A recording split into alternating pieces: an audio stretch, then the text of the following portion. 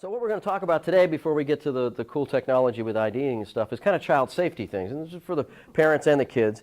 You know, life is different than it was when I was a kid, back when we had black and white TV and all that. No internet and everything. So children are faced with a ton of scary stuff. Of course, there's the media. There is television and movies and computer games and violent video games that are out there. And the internet, Facebook, and cell phones. Every kid, you know, that can dial a number has got a cell phone, it seems. And it's a very, very dangerous world. And parents now have to have more responsibility in watching out for your kids. So you got to pay attention to the music, the movies, the television that they're watching, the violent video games and everything. So, you know, we always talk in terms of being hypervigilant to that. You know, if you've got more than one TV in your house, your family probably isn't all together when everybody's watching TV. You got mom watching, you know, something in the kitchen, and dad's in his den watching the hunting show, and Junior Miss is up in her room watching, you know, iCarly, and Junior Sir is probably in his room watching something he ought not watch.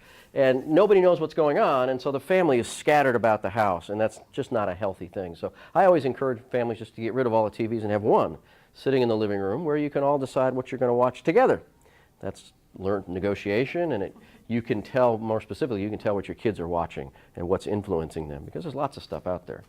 Computers are the same way. If every kid in your house has a computer, they're probably doing the same thing. They're isolating and they're on the computer, and I can tell you, you don't know what they're doing. If they have access to the internet, they're out there on Facebook or MySpace or all the other ones that are popping up now. And you know, Facebook, I think the minimum age is like 12 or 14 or something to even get on there, but I know parents who have their 8-year-olds on it. So they can play the games. Well, you go to anybody's Facebook, you can pretty much tell everything you need to know about them. We did an ID theft class that somebody else did this morning, and it talks about that. Facebook is basically an advertisement of who you are. They know your name, where you live, your date of birth, you know, who knows what else you can have out there. But more importantly for kids, you've got to watch what they're doing on the internet. We've had a number of situations in Calhoun County where, you know, little girls have gotten on the internet and they've hooked up with guys from out of state or certainly out of county and disappeared. And we've had to track them down and get them back. And it's scary stuff. So monitor what your children are doing with the media. The video games that are out there, there's all kinds of violent video games. Manhunt, Grand Theft Auto Vice City. These are games that as an adult you can look at and go, wow, that's kind of cool, or wow, that's kind of raunchy, but you know, as an adult, you can handle it. But you got 8, 9, 10, 12, 13-year-olds playing these games that are awfully, awfully violent, and it's causing them to become violent too and act out in different ways, and it's not good. And there's a lot of debate about that. People say, well, how can a video game make somebody violent? And you're right, the video game alone doesn't. But it's just as if we all come into this room and he's got a cold, okay? He's got the flu or something. Not everybody in this room is going to get the flu. But if you're not taking your vitamins, not eating right, not sleeping right, you're susceptible to those germs. So if your family isn't quite as stable and healthy as you would like it to be, or maybe your kid is suffering from any one of a bunch of diagnoses, already has an anger management problem, the family maybe is in a divorce situation and he's, you know, little girl's already depressed, they are now susceptible to all those little germs that are out there that can cause them all kinds of grief and problems.